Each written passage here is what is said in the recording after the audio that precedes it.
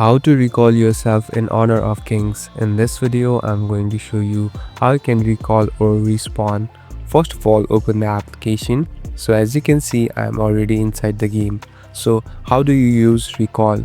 You usually use recall when you are in a situation where you are about to die or you have very low HP. So this will auto respawn yourself. Here on the bottom, you can see this recall icon. Simply tap on recall. Now it will take some time, and here you can see it is getting loaded.